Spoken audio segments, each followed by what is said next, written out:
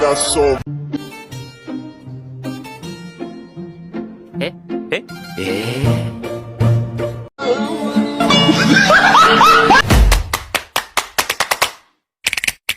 Motherfucking design all right now.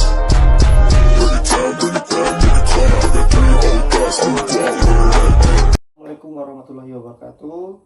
Selamat pagi anak-anak. Jadi pagi ini kita akan belajar yaitu tentang kesadaran cetak. Sebelum masuk pelajaran, kalian tahu tidak apa itu kesadaran cetak? Nah, kesadaran cetak adalah pengetahuan tentang jenis buku dan fungsi tulisan. Nah, mengapa kalian harus belajar itu? Ya tentu saja supaya kalian tahu tentang aturan dalam penulisan. Nanti kalian bisa membedakan antara buku fiksi dan non fiksi. Nah, itu fungsinya kenapa kalian perlu belajar. Nah, kenapa perlu? Jika kalian tidak belajar, tentu saja kalian akan nanti timbul ya yang namanya ketidaktahuan. Kalian tidak tahu tentang kesalahan aturan dalam menulis atau juga aturan buku. Nah, kita lanjut ke materi berikutnya, yaitu aturan penulisan. Nah, yang pertama ada arah baca. Nah, tentu saja kalau ketika kita membaca pasti ada arahnya dong. Nah, arah baca yaitu dari kiri ke kanan atau juga bisa dari atas ke bawah. Nah, contoh ketika kita membaca dari sebelah kiri ke kanan. Nah, terus yang kedua konsep kalimat. Nah, kalimat apa itu? Kalimat adalah kata yang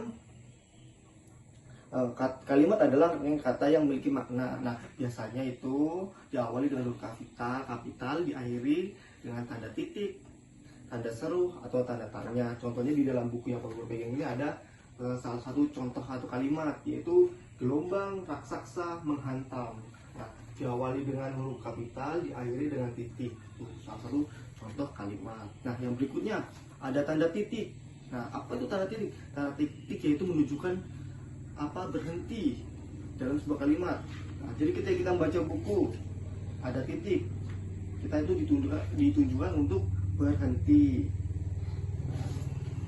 Terus yang kedua ada tanda koma. Nah, tanda koma maknanya apa? Yaitu menunjukkan bahwa berhenti sebentar. Jadi ketika kita membaca, contoh nih, lihat sini, nih, kembali ke pantai untuk bermain. Nah, namun koma, nah, itu berhenti sebentar, baru langsung lanjut membaca berikutnya. Nah, yang kedua ada tanda seru. Nah, tanda seru maksudnya apa? Yaitu menunjukkan akhir kalimat perintah atau kalimat dengan informasi yang sangat penting. Nah, yang lanjut kedua itu tanda tanya. Nah, tadi tanda seru, sekarang tanda tanya. Nah, tanda tanya menunjukkan akhir kalimat tanya, kalimat yang dibaca dengan intonasi bertanya. Contohnya, kamu sudah makan, kamu lagi apa, kamu sedang bermain apa. Itu contoh dari kalimat yang menunjukkan bertanya. Yang berikutnya adalah tanda strip. Apa tanda strip? Tanda strip adalah menunjukkan hubung dua kata yang berulang. Contohnya kura-kura, itu kan dua kalimat yang diulang. Nah, yang berikutnya ada spasi. Nah, spasi adalah jarak antar kata. Jadi setiap kata itu ada memiliki yang namanya spasi. Nah, yang berikutnya ada konsep kata. Konsep kata adalah kumpulan huruf yang memiliki arti, suatu bunyi bahasa yang mempunyai arti. Itu adalah konsep kata. Yang kedua adalah pesan pagi atau media mengajar dalam bentuk pesan bermakna. Ada berikutnya ada huruf kapital. Nah, digunakan pada awal kalimat, nama orang, tempat, hari, bulan, merek, dan juga tiap kali dalam judul bacaan. Nah, yang berikutnya adalah paragraf. Paragraf adalah rangkaian kalimat yang memiliki ide. Nah, paragraf ada dua macam. Yang pertama adalah ada menjorok ke dalam dan juga lurus. Nah, keduanya ditandai dengan ruang kosong atau spasi. Tadi itu sudah spasi. Nah, terus yang berikutnya ada kata sambung. Nah, kata sambung nih penting. Kata sambung adalah kata yang menghubungkan kata dengan kata dalam sebuah kalimat atau menghubungkan kalimat dengan kalimat dalam paragraf. Contohnya ada yang, dan, dengan, ke, di. Itu contoh-contoh dari kata sambung. Yang berikutnya puisi. Apa nih puisi? Puisi adalah karya sastra yang ditulis untuk menyampaikan pesan. Penulisan puisi penulis bebas ataupun banyak ruang. Oke, lanjut ke jenis buku. Nah, yang pertama kan terdapat 2 jenis buku nih, ada buku fiksi dan non fiksi. Nah, yang pertama kita saya tahu nih buku fiksi itu apa. Nah, di tangan Pak Guru sudah ada contoh buku fiksi. Yang itu pertama, sampul depan. Nah, sebelah tuh ada judul, ada ini contohnya Pak Guru ada judul satu buku yaitu Hitam dan Uy. Nah, terus memiliki penulis. Nah, di sini ada penulisnya yaitu Yovita Siswati dan Evi Selvia. Terus ilustrator.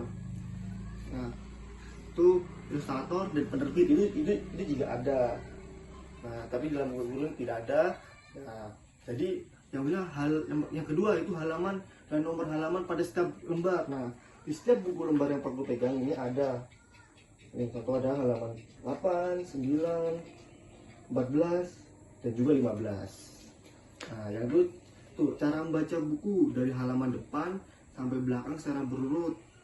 Nah, halaman kiri dibaca dulu baru ke kanan. Nah, jadi kita baca dari halaman depan sini, dari judul halaman lembar. Nah, jadi membaca itu berurutan. Jadi ya dari halaman 1, 2 dan seterusnya sampai akhir. Nah, terus biasanya ada ucapan kata terima kasih. Nah, di belakang sini ada berbagai macam ucapan terima kasih dari sang penulis, dan juga ada sampul belakang terdiri pesan moral atau ringkasan cerita. Nah, di sini juga ada nih ya. Nah, itu adalah ciri-ciri buku fiksi.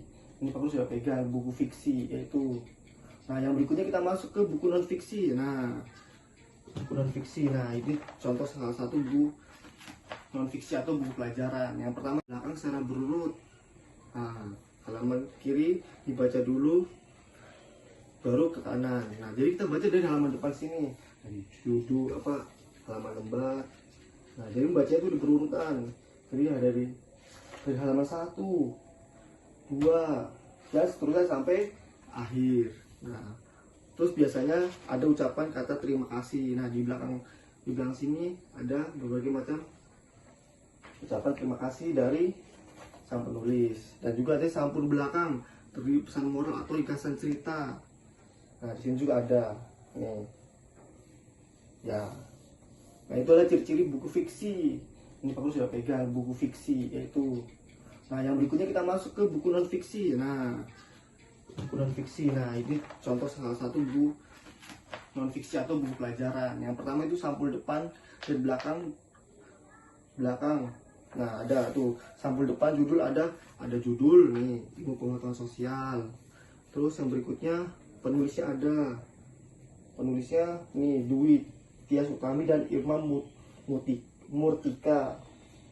Nah, setelah itu juga ada ilustrasi, fotografer atau penerbit, ada penerbit Erlangga. Nah, yang kedua adalah cara membaca buku tidak harus dari halaman depan sampai belakang, hanya di bagian informasi yang diperlukan. Contoh, kita hari ini belajar di halaman 15, maksudnya kita langsung buka di halaman 15. Contoh lagi, ibu guru suruh buku belajar di halaman 20, kita buka halaman 20. Jadi itu tidak masalah. Nah, yang berikutnya daftar isi. Nah, adalah urutan judul buku itu saja. Ini ada daftar isinya tuh, dari judul buku, dari fungsinya itu untuk memudahkan mencari judul. Seperti yang tadi, coba anak buka di ini tema 4. Nah, kalian nggak tahu halamannya, buka di daftar isi, nanti ada halaman berapa nih, halaman 41 lah sekarang saya cari.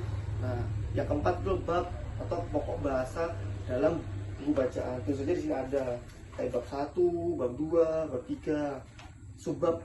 Nah, yang juga ada subbab atau di bawahnya bab. Tentu saja juga ini ada. Nah, yang berikutnya adalah ringkasan atau ringkasan adalah yang tulisannya disaji dalam bentuk singkat, fungsi untuk mengetahui isi bacaan dengan cepat. Tentu saja di sini ada.